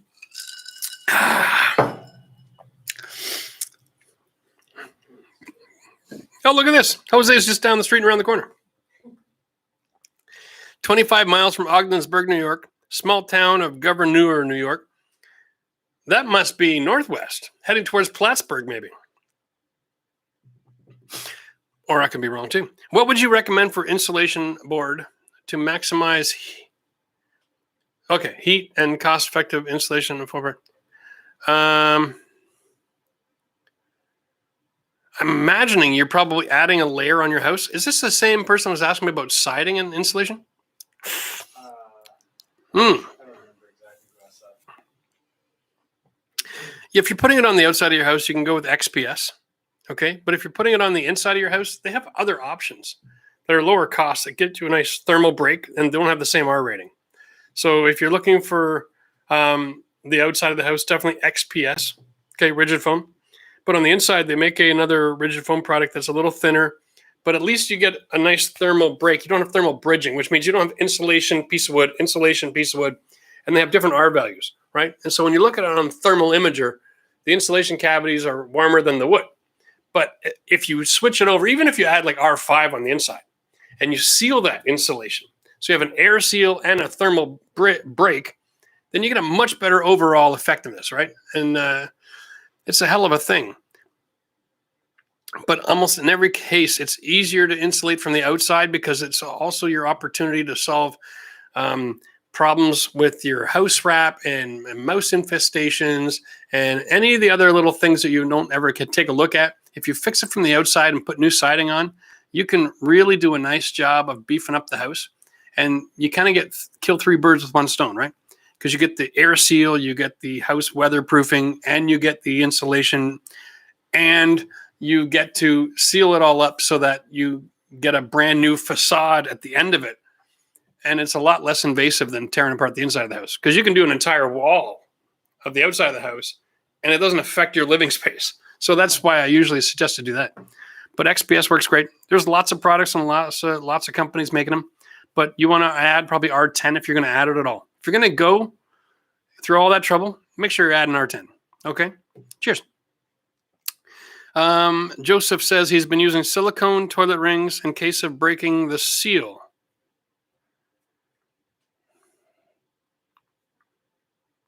Have I been overpaying since you're talking wax rings? Yeah, silicone is nasty, right? I don't ever use it. I use wax, or I'd use a rubber gasket before I use a silicone toilet ring. Yeah. Okay. Yeah, wax ring is like the industry standard. The rubber gasket is an alternative if you're in a house that has is really susceptible to movement and fluctuations in the joist pattern. Okay, like old farmhouses on crawl spaces. That's where I use it. But I don't know of a silicone toilet ring in case of breaking a seal. I'm not sure what product you're talking about there, Joseph. Sorry, buddy. Late for the show. Maybe you have already answered, but I will ask anyway. Any news from wood price? Safe to buy now or wait to 2022? Yeah, it's still going down. It's going to be going down slowly over the next 6 months. Okay. So, I mean, that's why we're talking remodeling. Remodeling doesn't usually require the purchase of a lot of wood product. You're kind of staying with your footprint and just doing fixtures and finishes. So that's kind of the projects that I'm kind of gearing people towards right now. Countertops, backsplashes, paint jobs, trim work, bathroom remodel, all this kind of stuff. The kind of stuff that you don't have to build walls for. Leave your basement project till next year. That's what I would do if you could. But yeah, we're not exactly sure where it's going to land. I won't really know until January. Then I'll be able to come up with a video and give everybody a heads up as to what we're expecting for next year. But we're not sure where we're heading quite yet. If all things keep on going the way they are in North America with our COVID response and our numbers, then it looks like real promising for next year to get kind of normal again. But it's going to take a good 6-8 months to recover from the abnormality, if you know what I mean. Okay, how can you tell if a wall is load bearing or not? Well, when you take it out and your house falls down, that was a load bearing wall. There really is no one way. Okay. There are quite a few things that like there's different ways to build and different ways to design. So you can't just say, well, if it's a 2x6 wall, it's load bearing, because no, that's not true. Sometimes it's a 2x6 wall because that's a mechanical wall and all of the ductwork for upstairs is running through it, and they make bigger, thicker wall and make it easy. Sometimes a 2x4 wall can be load bearing, but in that situation, the studs are 12-inch on center, not 16. So that can be a clue. The way you identify if it's a load-bearing wall or not is you need to take off the drywall and identify if the wall is actually carrying the load, okay? Something all the way to the roof, and the roof has actually put that weight right on that wall. That's the only way to know. Until you take the drywall off, you just really don't know for sure. Now, if you have a one-floor house and you want to know if the interior walls are load-bearing, the way you check that out is you go into the attic. And if all of the lumber up in the attic are trusses and they all have that truss webbing, okay, then all of the interior walls are non-load bearing. But two-story homes, it gets tricky. They're building really interesting roof lines nowadays, and so a lot of walls are carrying certain weight at certain times a year. So there is no absolute way to know. Until you call a structural engineer to do a site visit, usually costs a couple of $100, and then they can tell you one way, and you don't have to worry about if you got good advice or not. I think it's worth $200 to know one way or another. Yeah, all I know is if you're cutting with a Sawzall and the blade gets stuck and the handle starts moving and the blade's not, you're in a load-bearing stud. So stop what you're doing. That's good advice right there. Don't cut that sucker out. All right. Jonathan, he's got an 80-year-old house in Wyoming. That's 1940. Am I doing math right there, Eric? Yeah. Basement slab has loose cement plaster on the footer, beams around the perimeter in every room. Sure. How should I fill these holes before tiling? Wow. So you got a basement slab from 1940 and you want to tile. Well, the best way to fill holes, how big are the holes we're talking about, first of all? If you're tiling, like who really cares about tiny holes? If it's not bigger than an inch, just fill it as you're troweling. But might I suggest you make sure you're using a non-modified cement for your tile job. Because non-modified cement cures better the longer it stays wet. And a 1940 basement is going to be a wet basement. So that'll give you the best performance in your tile job anyway. Get rid of anything loose that's not structurally sound. But if it's bigger than an inch, then pre-fill the hole with the same cement. All right? And don't worry so much about it. It's just a floor. Okay. Oh, don't start talking about food, guys. Oh my God, you're going to kill me here. How do you get rid of floor shaking? I got a newer house. I'm not sure why I'm feeling the floor shake when somebody walks by or jumps. Well, tell people to stop jumping, I guess is a good thing to start with. Here's the thing. Floor joist packages span up to 16 feet, right? And generally speaking, we're not building houses that don't have deflection. We're building houses that do have deflection. And deflection is normal, and that is why things move. If you want more solid home, you can buy something built from 100 years ago, but warning, it'll all be slanted towards the middle. All right. I really don't know how to answer that. Like, you don't get rid of floor shaking unless you tear off all the ceilings and you strap underneath all of the floor joists with 2x4s and you use really good structural screws to tie it all together so that you can create one floor package that it doesn't move independently joist to joist. That's the only thing you can do. And it's a hell of a lot of work. So I'll leave it up to you to decide what you want to do with that. Armand, that was a new member asking a question. Thanks. 1993 house in Edmonton. Poly pipes everywhere. Been told they fail. Should I repipe before selling the home?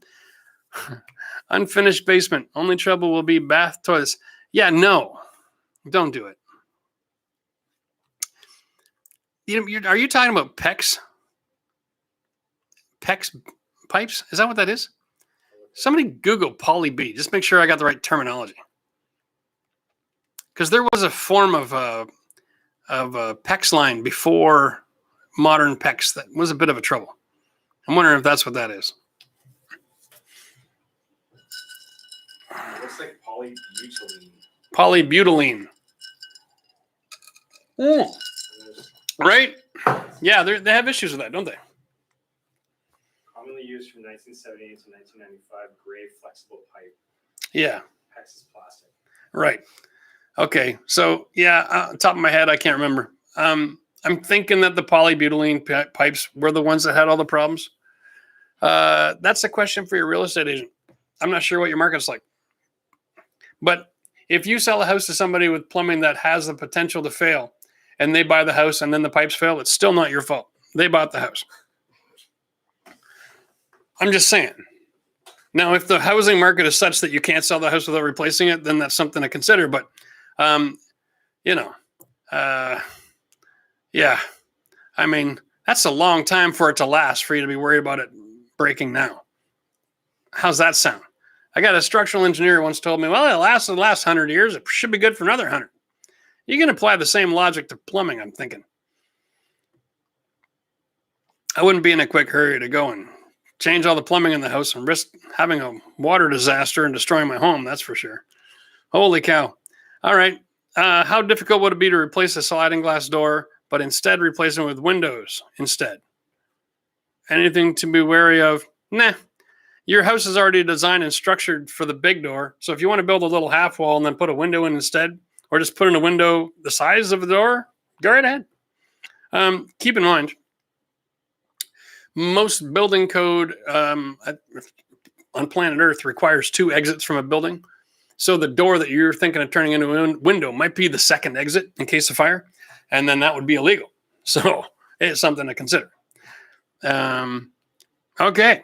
We're doing a master bath reno with a new, bigger layout. Ashley, toilet, shower, and sink are going on a different wall. Should we hire a plumber and electrician and DIY the rest, or leave this to the pros? Well, I guess I'm a hypocrite if I say hire the whole job out, huh? You know what? One of the most common things that people do is they'll do the demolition. They'll get an electrician and a plumber. They'll do the rough-in, and then they'll finish it from there. Right? Because once the rough-in is done, that's like the dangerous part, right? That's where all the code issues of installation come in play, where all of the, is it going to supply the water? Is it going to leak? All those issues are dealt with at that point. So I would say that if you wanted to bring in some trades because you're a little bit nervous about it, maybe it's your first DIY, don't start with an entire bathroom or an entire kitchen the first time out, right? Learn how to paint first. Make sure that you can at least do that right. Work your way backwards. But yeah, feel free. Get the rough-in done by a pro because they have all the tools and equipment, and it also minimizes your investment. So you'll end up spending a couple $1,000s on tools just to do a couple of trades. It's not worth the investment if you're not going to do that on a regular basis. So, the cost-benefit analysis, get a pro for the same money as the purchase of the tools and have it done in a day versus messing around for weeks and maybe failing an inspection and then having to do it again. Probably a good trade-off, depending on how comfortable you are. Oh, sartorial success. Just joined the membership program. Cheers. Oh my goodness. Okay. Well, there we go. We got 23 minutes, guys. If you got questions, fire them on in here. Gray polybutylene pipes. Yeah, I'm saying leave them alone. Check with the real estate agent. You might have a requirement, depending. I don't know. I haven't had that issue to deal with in professional yet, so I'd have to do some research. But if the real estate agent says you're not responsible to change it, then I would say don't, unless you can't sell the house otherwise. Jeff, what are your thoughts on the foam or PVC ceiling tiles that you glue up? They resemble old school tin or plaster mold design. I don't have any thoughts on them. If you like the look of them, then go ahead and do it. I really don't have an opinion one way or the other. I'm not sure why I would need to. Oh, Jose just sent a super chat. And Block and Knees just joined the membership program. Cheers to you. And Benjamin just joined the membership program. Cheers to you. The super chat has a image attached to it. Whoo. Oh, wow. Okay. Where are we here, guys? Going for you here, 1 second. Yeah. There you go. Why do floor shops say you don't need underpad with vinyl that has an underpad? It's a damn good question. Because there's no legal requirement to do it. Okay. I'm just giving good advice based on experience that if you're going to install a floor and you're not going to do anything to control the sound coming off that floor when you're walking on it, especially a floating floor, then you get what you paid for. And then you can go ahead and get irritated and frustrated. And next year you can rip it out and then go buy the underpad and do it the second time too. That's fine. I'm just saying, you know, if they're saying you don't need it, it might be because there's 1,000 places in town to buy this stuff. And the last thing they want to do is suggest raising the cost of shopping with them. All right. But they're not concerned about how happy you are after you leave the store. They just want to make the sale. So take my advice or don't take my advice. It's up to you. But, you know, you can always go buy a case of that flooring and just slap it down. Then have the kids running around it for a few minutes, and you'll know exactly what the hell I'm talking about. And then you can go back and buy an underpad for the rest of the room. It's your business. I don't care. It's not my house. I'm just saying. Okay, block and knees. It's got a 40-year-old furnace. At what point should I worry about it? Probably about 5 years ago. The question is, do you have it regularly inspected? Because you might be pumping toxic poison through the house year after year after year already for the last 15 years. You don't know. But if you're getting inspected and it's passing inspection, at what point you should worry about it is when the person who's inspecting your furnace says, hey, you might want to consider getting a new one, because you're definitely in that time frame. Okay. Don't be surprised. It shouldn't sneak up on you. Oh, you need a new furnace. The other thing is, a new furnace generally costs a couple $1,000. It's not a massive expense, right? It's not like getting your roof done. It's just an appliance. It's like getting a new dishwasher. If you put it in that kind of frame of mind, it's like, oh, well, that's not that big a deal, eh? So feel free. If I was working with a 40-year-old dishwasher, I'm telling you right now, you're losing efficiency, first of all. It's probably a hell of a lot noisier than it needs to be. Burning a lot more fuel to get the job done. So it might be a good time to take care of that. The other thing is furnace we don't need right now. So if you take care of it before you need it, and then you don't have it break down at the same time everybody else's breaks down when the winter comes, because that's the time you don't want to get a furnace. Especially this COVID thing. My gas guy was telling me, he's like, listen, don't put in anything that is susceptible to service. That's why we didn't go with on-demand heat at the farmhouse. Because during COVID, we couldn't get parts to save our life if we had it break down. Okay? So that's why we went with a regular 50-gallon, gas tank. Same thing with a furnace. You don't want to wait until the first blizzard of the year comes to have your furnace die and then go and find out if the market is rebounded enough that there's inventory of a furnace for you or your house. Because there might be a lot of people this winter, actually, while we're thinking about this, who are stuck with the broken down old furnace and they can't get a replacement because the inventory levels aren't back up yet. Think about that and chew on it for 5 or 10 minutes. This might be a proactive moment to go and buy your furnace now. Because I'll tell you, when I bought that fireplace to put in my farmhouse to solve my flooring problem, it was the last damn fireplace in the city of Ottawa. And that freaked me out. So if you think you're going to have a problem with a major component in your home, plan on doing something about it before it is necessary to use it, please. This is not a year to roll the dice on your furnace. If your furnace dies, you might as well just go and leave the house, because you might be without heat all winter. Or you'll be burning the furniture to stay alive. All right. Benjamin wants to know he's doing some work in his garage. Into my next home office. Okay, new kids kicking me out. Yeah, that happens, eh? Oh, those new kids always get the priority. We live in Oklahoma. How does humidity affect my drywall when I put it up? Mud and all that. Okay. Humidity. Drywall is designed to absorb moisture and then release it again. So if you have humidity in like a seasonal issue, then you'll be okay. All right. I'm not sure what your building code is like there, Oklahoma. If you guys have the requirement for vapor barrier or not, it might be worth doing a quick Google search. But if you're just using insulation, because you're going to want to have a heat or a cooling system, right? You're going to want to have a controlled environment. Drywall generally isn't the problem. Seasons change. It'll get damp. It'll dry out again. All right. You do want to have it separated from the wood. So if you got a lot of humidity and you're not using vapor barrier in your construction, then consider using the insulation that has the paper on the paper face. So you have a bit of a separation between the wood and the drywall. Okay. And you should be just fine. No worries. Enjoy your office and enjoy your new critter. All right. Oh, here we go. Angie Smith. Hey there. Hey there, Angie. New member here. What would you recommend for deck paint? The moderately priced paint I bought last year peeled right off the surface boards. Can't afford to replace the boards. Right. Well, I guess that all depends on what prep work you did on your surface boards, right? Moderately priced paint usually means good deal, which means it has to be somewhat new construction or new prep.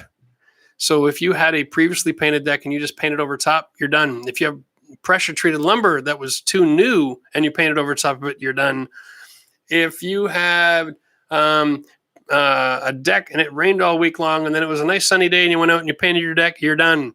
There's a lot of different factors that go into whether the paint's successfully bonding or not. So what I would suggest is take a picture, send it to me in our forum. If you don't know how to use the forum, guys, by the way, just go to the homepage, community tab. There's information there. Log yourself in, be part of that action. And you can send pictures and ask questions. And we can actually go back and forth. And I can help you solve some problems, okay? So that's what I would suggest for you. Thanks for being a new member, but sometimes we need more than just a quick conversation. And then you can actually tell me what product you use. And we can have a conversation about how old the product is, where you live, what kind of weather you experience, and what were the conditions around when you applied the product, okay? And then we can help you out. Zibzer, looking to redo 1958 main bath. Okay, I would too. Is it still in original condition? Oh, turquoise tile. Yes, sir. There's a window in the shower bath area, and I would like to keep it, but I'm concerned about water getting through. Thoughts? Okay, so first of all, windows are not a problem in a bathroom. You can sit right in the window while you shower if you want to, if you build it right. Okay, not a concern. What you want to do is you want to have a vinyl extrusion framed window, not an aluminum window. As long as you got a vinyl window, you've already got everything you need in order to waterproof. What you want to do is consider that wall waterproof around that window, just like you would a shower niche. Same building materials, same waterproofing systems, and then the bottom of that windowsill, throw a 1 degree angle on it so that any water that goes in there leaves the window and doesn't pool, okay? As long as water is not sitting in a situation like that, you're fine. The best situation is you tile up to around the window, and then you go out and you get a sill material, okay? Whether it's natural stone or like a fake Corian or a quartz or something like that, and you get something that's the same depth from the vinyl in the window right out to the tile plus a 1/4 inch, and you install a picture frame on that jam material in that natural stone. After you're done, you can silicone that outside joint and the joint up against the vinyl, and you've now created a waterproof system that has a water deflection system on the shelf so water doesn't pool, and you can have a waterproofing system in your shower, and it'll last just as long as you, probably as long as the house. All right, so cheers. We're going to do a video on that too. Might as well write that one down. I got a new place that I just bought where I can make videos like that. We're going to make them. We got a video coming out tonight, guys. In 2 hours and 12 minutes, it goes live. It shows you which property we just bought. Might as well promote it. I went shopping and bought something crazy. Yeah, I know. It's going to be nuts. Any preferences for paint, type, brands, application method, etc.? Just general purpose? Yes, sir. Don't buy anything in a box store. You'll be fine. Go to an actual paint store, okay? And they have 3 or 4 different quality brand lines, different price points, all kinds of additives. Did you know that you can paint acrylic paint outside up to minus 10 degrees? How many people, raise your hand if you knew that. There's a paint out there that has ceramic technology built into it. You can paint below freezing. Blows your mind. There's so much technology on the market. Just go to a place where they specialize in people who paint for a living, and they'll sell you the same stuff that they sell them, and you can get a good quality product at a decent price. And you don't have to worry about being taken with good marketing. Okay? All right. And you know what? There's like got to be at least 9 or 10 great companies out there, right off the top of my head. Okay. PPG, Dulux, Sherwin-Williams, Pittsburgh Paints, C2, Benjamin Moore. Okay, like there's a handful. Pick one of those. Any of those, you're fine. All right. I don't have my own line yet. All right. Oh, yeah. Yeah, well, here we go. Cliff says he tried Benjamin Moore. He liked it. It's 1,000 times better than paint from the box store. And even if he's exaggerating, it's at least 100 times better. All right. Oh, my God. All right. I need a question, my man. Where the hell are we? Oh, is that it? You're on one? Okay. What is your go-to basement flooring assembly with today's product shortages? I still love my subfloor system, but the dry core is more cost effective because they don't sell it like a commodity. They did raise their price, but not as dramatic. So if you need a good subfloor for moisture control and occasional water intrusion through the walls or your window wells, and you're going to get actual water pooling, use the dry core system. If you're just looking for a way to have a bit of a thermal break from your concrete and maybe a little bit of air movement in there for whatever, then you can actually install your walls and then use the new, what is that stuff called right there? The blue stuff, the one step. Christina, I'm right behind you. That stuff, is there a price on that? Big roll. Is there any packaging on that stuff? I can't remember. Is it Delta or something like that? DMX one step. That's it. My brain's almost fried here, folks. It's been almost 2 hours. DMX one step. It is a vapor barrier, subfloor, all in one. Put your flooring right on top of it. That video is coming soon. It is a solution to my massive subfloor system. It's not as good because you got to frame first and put it inside the room. But if you are concerned about your old house and water and then you want to put in the subfloor first, build your walls on top. Yeah, well, if you want to build your basement this year, you got to pay for it. If not, you wait till next year. You can do all your bathrooms and kitchens and painting and trim and flooring and the rest of the house while you're waiting for the price to get back normal. Boom. All right.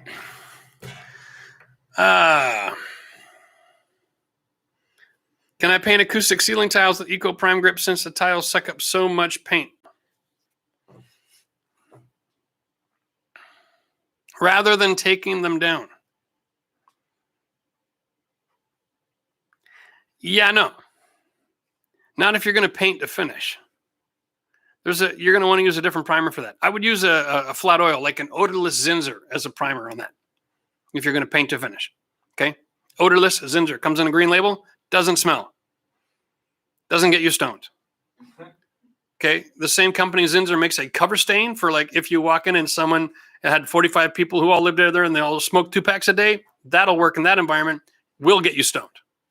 Odorless Zinsser will not get you stoned. Loved working with cover stain. If the kids today just only knew how cheap it was. All right. Just take the lid off the can and leave it on the living room table. An hour from now, everybody's laughing. All right. No. There is always a cheaper way to do it. Yeah, it kills your brain cells, but hey, you don't need all of them anyway. Look how stupid our society is. Is there any type of other floor out there other than epoxy that you can put in the garage without having to rip it out? So when we sell, okay, blah, blah, blah. Yes. Actually, here's the thing. YouTube has been bombarded lately with everybody doing epoxy garage floor jobs because the company came to everybody and said, hey, will you do my project and do a video? And I said, no, I don't want to do your damn video. Everybody else did it. That's why every other YouTuber out there has got a epoxy video. It's a good product. Can't bash it, but there is an alternative, and it's $24 a gallon, and you just paint it on. Guess what? Next week, we put it on brick on the outside of my house. And yes, you can put it on your garage floor, and yes, you can drive on it. It's actually designed for commercial use with like great big monster trucks indoors in like steel factories and stuff, okay? Like this stuff is really, really high tech. And it works like a charm. You can paint it on with a roller. Ain't that difficult. You don't have to go epoxy on your garage. You can just go with a regular painted floor. And it's a lot easier to do. And you don't have to run around spreading the silly little flakes. That's just me. My kitchen floor has a big dip. Okay? Where the basement wall ends and the floor joists start. I assume from lumber sagging 1912, your assumption is correct because they don't use any brackets. They just use big nails. Any easy fix? Yes. Go down into the basement, put some brackets on your floor joists, and then use floor leveler to get rid of the dip. Okay. Once you've stabilized your structure, that old house is going to be able to handle adding more weight. So go right ahead, add some floor leveler, and you can go from there. Cheers. That's easy. Where to buy acoustic vinyl for soundproofing? Well, if you live in Canada, you're out of luck. We don't even carry that in this country. Right? You know, he is in Canada? Yeah, that's the problem. If you're looking for a good soundproofing product, for a floor, we do sell underlays, 3mm EVA underlayment. Lots of underlayments for subfloors and for flooring for sound transmission control. If you're looking for something for a ceiling, however, in Canada, what is the name of that product? It'll come to me. It's green. It's sold in a 4x8 sheet. Sonopan. I knew I'd come up with it. They just got some distribution with Home Depot and Lowe's, I think. One or the other, depending on the region. So check it out. Just call around and say, anybody here carry Sonopan? I'm not sure where you live there. Is it Tom?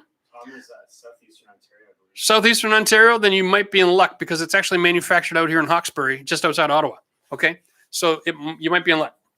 So you call up your local Home Depot and say, hey, do you got Sonopan? And if they say no, say, can you get it? Because you can special order it because Home Depot carries it somewhere. All right, and they will be able to get that for you. And that stuff goes up like a dream. You just screw it up, and it works really well. I think it works even better than the vinyl, and it's a lot easier to work with.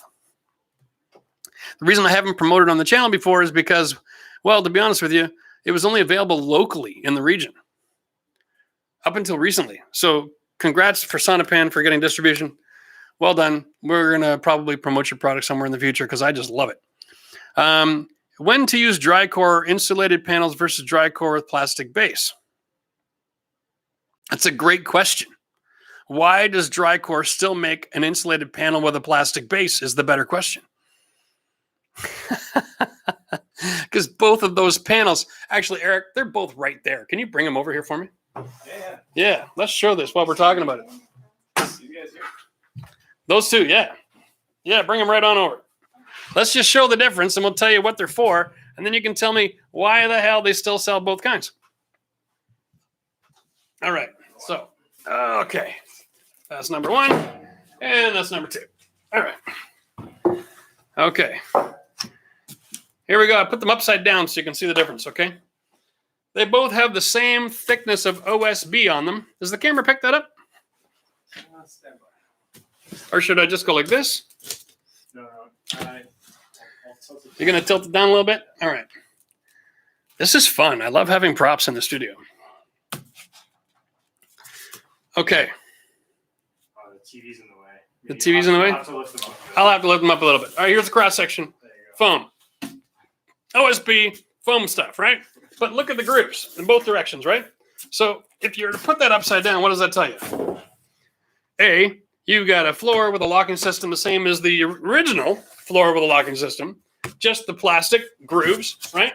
And so both of them installed allow you to have air moving underneath, okay? They both have the same OSB capacity. Now watch this. They sell them both because this one is thinner. With the plastic is thinner than this one. That's the only reason. This one is so thin that you can put it in any existing basement and you're not going to give yourself a problem with the code guys with your stairs. This one might run you into issue because it's so thick. It also gives you a thermal break on the floor, which makes everything feel a little bit warmer. Just a little bit. Don't get too excited. Okay. You still got to bring heat to the floor. It's going to freeze your butt off down in the basement. But this will make a nice thermal break. The thing is that the biggest difference is this. Okay. Any uneven surfaces, you're going to get clicking when you walk. This one, right? Because it's made of foam. So if you can get away with it, I'd use the one with the foam every time. I never have a need for the one with just the plastic ever again, unless I'm working in a situation where we're not changing the stairs and I wouldn't be code compliant and my inspector won't let me get away with using this. So what I would do is I would have them record over the house as part of your pre-building walkthrough, which I always recommend. Make sure your inspector is on the same page you are if you're using one. All right. And then say, hey, can I get away with this one? Or do I have to go to this one for my subfloor? And if you present that option, he'll tell you if he'll accept one or the other. Okay. And then you can go from there. All righty. A couple of super chats here. We do. Let's do some super chat action. Yeah. All right. Quick question. Do you recommend putting black vinyl acoustic underneath the carpet for soundproofing? Not necessary.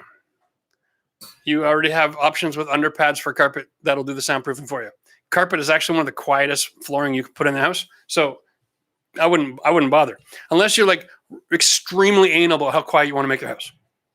Right. But you'd have to be so anal. Everybody has to walk around with headphones on and you sign language each other. That's how quiet you want your house. All right. And that is a 7 o'clock at night answer after 2 hours of doing this. So bear with me. All right. Tammy's got another quick question. Follow me since 200,000 subs. Wow. Dudes, congrats to you and the team and your well-deserved success. Keep on building. Tammy, we are building. As a matter of fact, we have a video coming out in 2 hours about our new project we just bought for you. Not for me. For me, it's a lot of bloody work. I just finished my farmhouse, but I'm selling the damn thing so I can buy another project for you. I've decided to make this my career. I don't take projects anymore, guys, in case you're wondering. And we're just going to make videos out the wazoo from now on until the end of the days. And so this is the next project. We're revealing it tonight's video. Make sure you're there. Make sure you hit the like button, please. And then feel free to answer all the questions. Get in the comment section on there, okay? Because it'll make more sense tonight. But it's going to be awesome. It is 7 o'clock. We are done. This has been a great show. Wow. To everybody who is here for the entire show, holy cow, you are troopers. I love it. Thanks for everybody who made time to come out. Hopefully we're helpful. If we weren't helpful, I'm sorry. Did a lot of cheersing tonight. We are going to have another live show in, 10 days? It's the Tuesday, end of the month? Yeah. We'll throw up a community post so you guys can find out about it. And that was awesome. Thanks, everybody. Great job. See you in the video tonight.